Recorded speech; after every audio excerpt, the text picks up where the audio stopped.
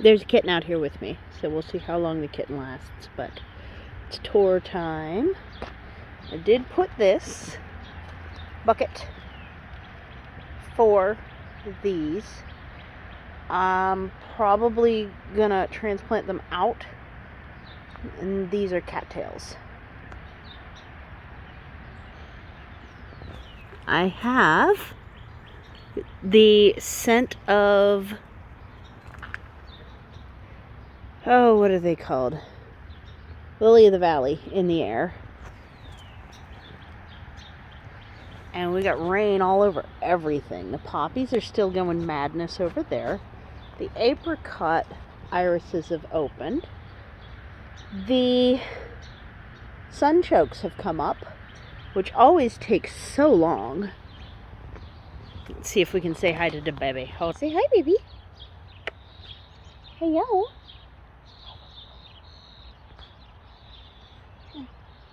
Well, anyway. Got, as you can see, a ton more irises in queue. The bigger ones do fall into the walkways, and it does get difficult to get through. I ended up with a white one over there, right next to the Black Lives Matter sign and the neighbor's car's wheel. I don't even know where I got those. This is the Joe Pye coming up. What you doing, huh? What you doing? You pretty, huh?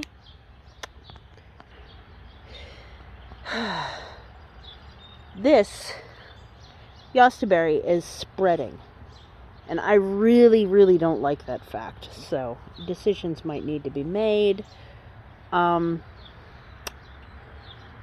went through and topped the onions. This is getting hard to weed through here. I still haven't seen any of my tomatoes or tomato family items come up in it, and that's kind of like the hope is to eventually see that, but we'll see. Now don't you, no freaking out, baby. So that's kind of the goal there.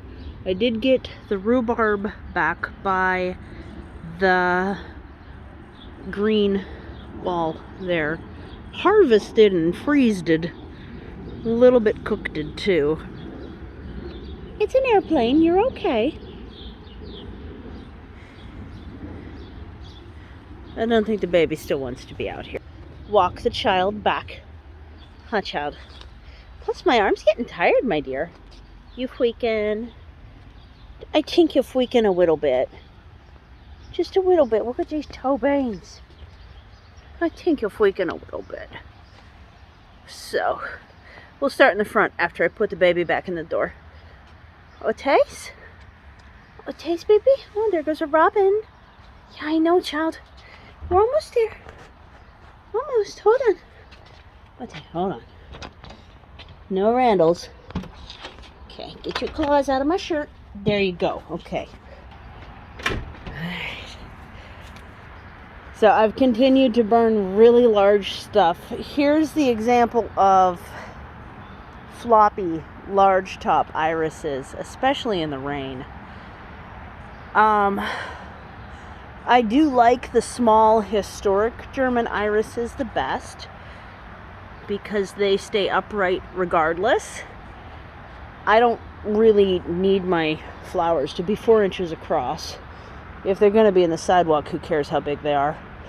These I am going to have to deadhead because the Siberian iris does self-seed, and that's a little annoying, honestly. So, up here we've got the Siberian iris, 2 different sizes of German iris. Comfrey always comes in these neat little Fibonacci spirals. If it'll focus at the right distance there. Catnip's blooming. I don't know if these are darker because they're a slightly different variety or if they're darker because there's more shade here. There's yellow historic, purple historic. It's interesting that the yellow historic always blooms significantly later than the purple. I have been trying to cause the end of the hops here, and this is how I'm doing that. There's plenty other hops around here. I just don't want them right here. So every time I see a sprig come up, I pull it. Sometimes I cook it and eat it, sometimes I just leave it. So you can really see that the iris is, I may give them some sort of support structure through here, because it's not nice to have to trip on irises just to get up the walkway. A couple nights ago, I did bring in the ricotta pepper and the fig. Clearly that did well because there's buds down in there. And now it's time to pot at least the ricotta up, but the fig also needs potted up. They both need potted up really bad.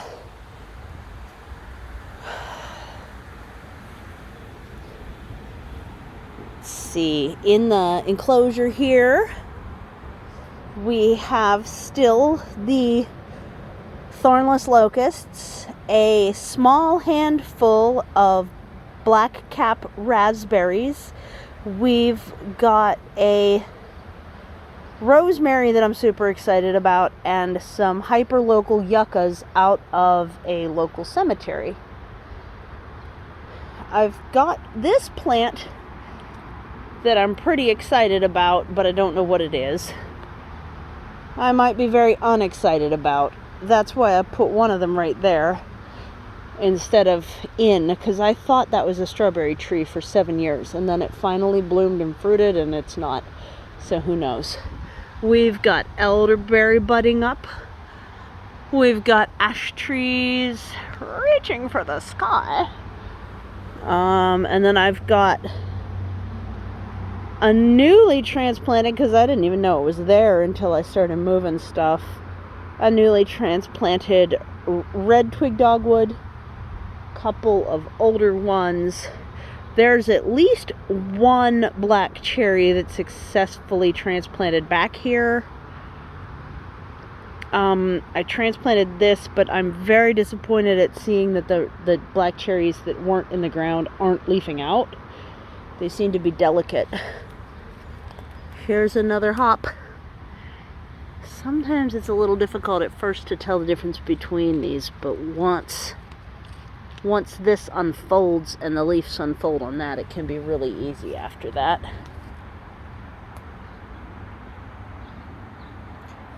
For example, is this an elderberry? I think. But it could also be sweet pea everlasting, so I'll have to keep an eye on it. This here, sorry for doing a 180 inadvertently, at least I did it like not at top speed, but not super slow either. This right here is coming along. I've got potted plants galore.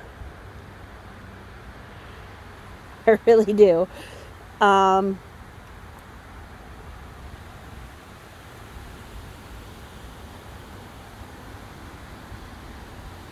So many. Goodness gracious. But so many less also. Backfilled a lot of this with plants that, just like this, that I'm trying to get these divots to have rhizomes backfilling them from the violets. Don't mind me while I sneeze. There's still a bunch up here too. My brother's wife is interested next. These blackberries are getting started proper like. It's been interesting because I haven't seen a whole lot of pollinators around, but what I have seen are baby dragonflies, and I think they've just been hungry. Here's more of those white irises and the entire mess of my porch. We've got these alliums. The white ones are getting started just as the purple ones are kind of petering out. And then the peonies are gonna pop really, really soon. I think this is about when you'd harvest them for florist, but you would have wanted to take the side shoots before, because you can't time it for them all to be able to open. Here's one that's starting to open, because if you harvest them after they're fully open, good luck getting the ants off, basically. Another rhubarb.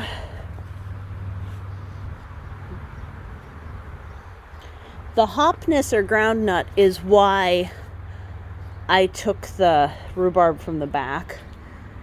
Here's milkweed. Did we already see this? I don't think we did. This is the first yellow one that opened. Many of my, this is mallow family. What's it called? Oh, look, the pond's pretty full. I got reminded that yellow flag isn't native and blue flag is, and these are yellow flag, and so I may have made a mistake. So now I don't know what to do, because I do believe I just planted a yellow flag iris along my pond, and I do have a good source for blue flag suddenly. So I have decisions to make. You know, that happens to me a lot, having to decide things. I pulled out a bunch of daylilies and gave them to the birds. Tell me, would you leave that there? That is a red bud. Should I dig it out and give it away? Or should I let it grow along the side of the quail enclosure? Given that it's aligned with the shade of the hedge anyways, I'm not sure how much difference it makes one way or the other. These are still getting eaten kind of before they turn into anything, but I think I'm starting to see... Oh, wow, somebody was hungry right through here. I think I'm starting to see progress in here where I have the same plant protected. For example, look, it's a new stalk that hasn't been completely eaten. Wow. The Baptisia is opening. This is also sometimes known as false indigo. Let's see if we can get really up and close. It's a nitrogen fixer. Super cute, in my opinion. The native magnolia, the Magnolia virginiana, right here is still doing really good. And the sea kale. I hope it got pollinated enough, because again, I barely saw any pollinators the last few weeks. What I've been seeing instead, it looks like there's little seeds on the tops of those. They're starting to swell. Here, let's get in close. That's the sea kale, and I let it totally go to seed.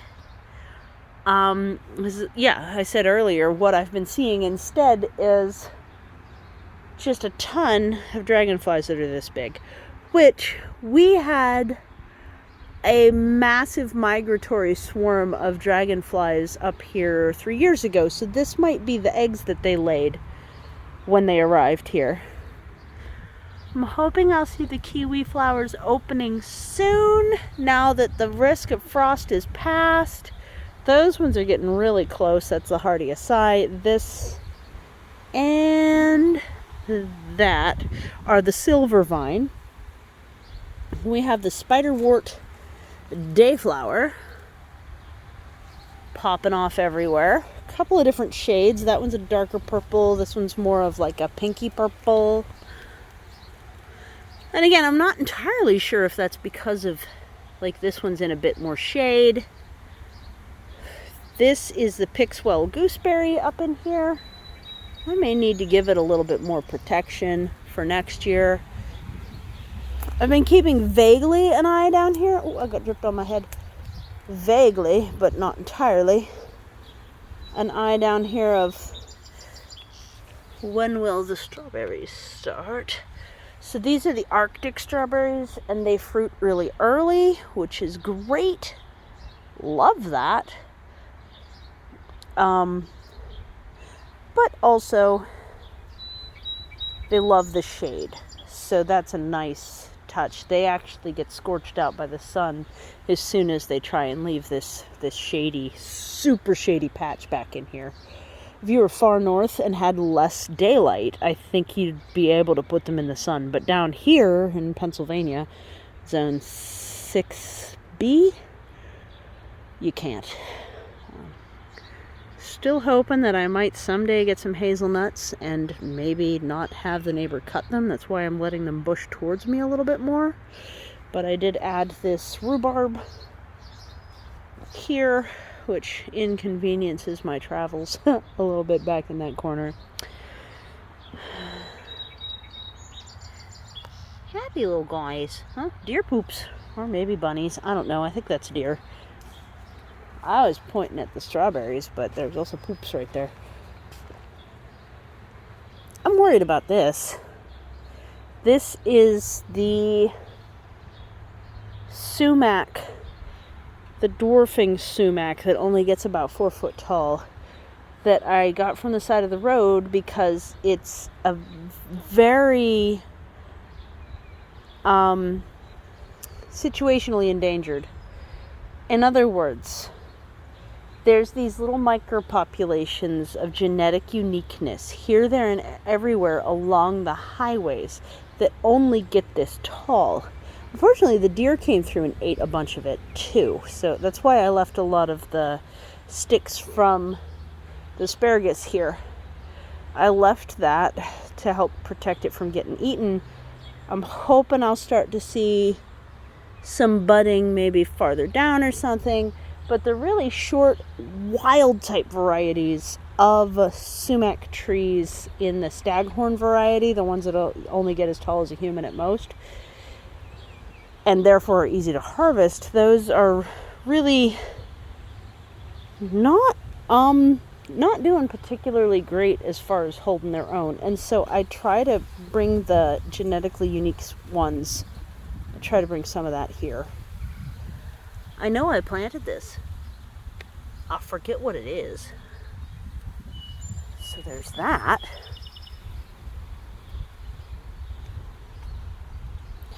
There's also aronia berry, honeyberry, the newest baby Saskatoon that genuinely doesn't seem to be finishing fruiting. It seems to be letting some of its green fruits rot here. Can you see that? Like, those are mosaic. Huh, interesting. Is that the mosaic virus? Who knows? The ones on the other side here are fruiting up really well, I think. And then the cherry tree, we'll see how it does. Last year it dropped all its fruit because it's so close to death. It's got a very large wound at the base of its trunk. That's a pawpaw. I got 3 of them, so I should actually get fruit someday. So we're back where we started from. The other fruit that I'm expecting pretty soon is the red light currant, because look how big these are getting. It's about as big as they do get, so I'm just waiting for them to start turning red. So, yeah. This is, oh, what day have we? May 20th, 2023. We've had a very early to warm season. I got some free rocks from a loading dock and that I have access to, and I'm planning to extend this platform just enough to have this drain off the back and use this pipe to overflow this to there.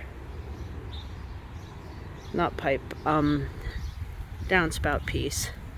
And it used to go across from here to here a long time ago. So that's something else on the list. This is lovage. Yep. It's gonna be a lot of weeding to keep this raised bed. I don't know how I feel about that yet. It's a lot right now to think about.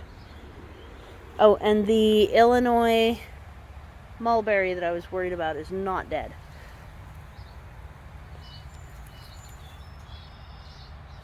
So that's good. It lost a lot of its upward mobility, but it's not dead. It was not ready for that amount of sunshine in the spring. This plant, as a fried, chopped green, is what got me through when I didn't have enough food in the house at the beginning, beginning of mid-March of 2020. We all know what happened then.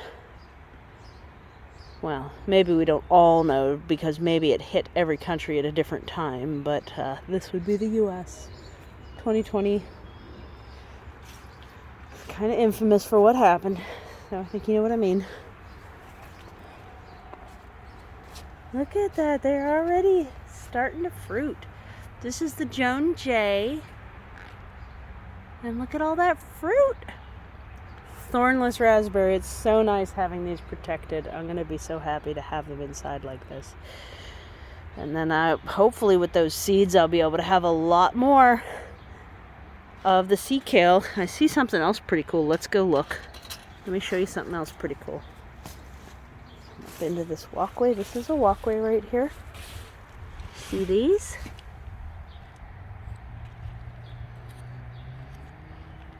Meoga ginger. Yes, that is a hardy to zone 5 ginger plant. Coming up amidst violets and sweet woodruff.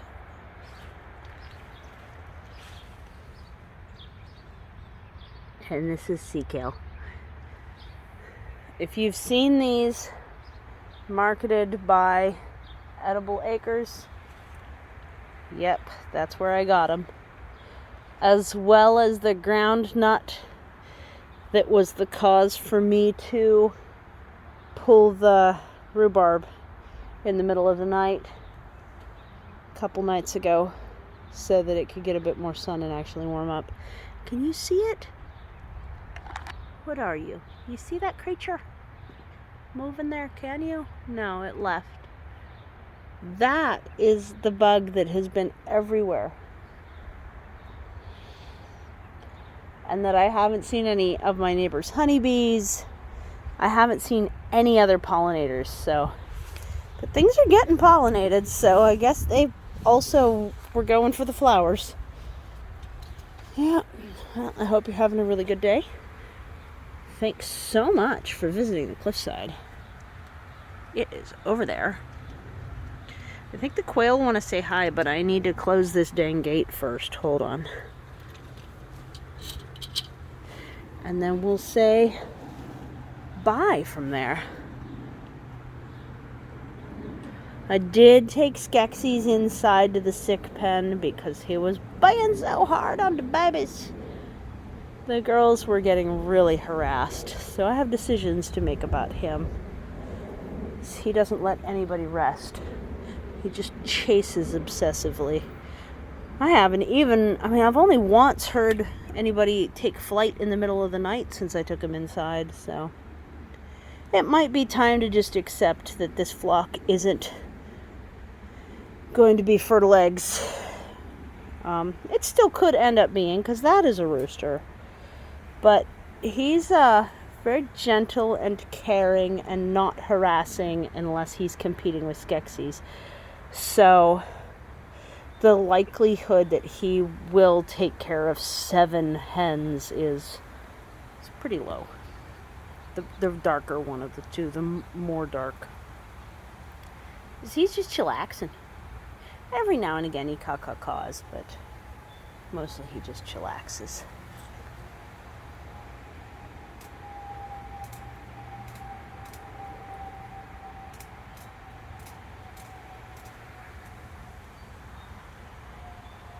Hey kiddo, you pretty.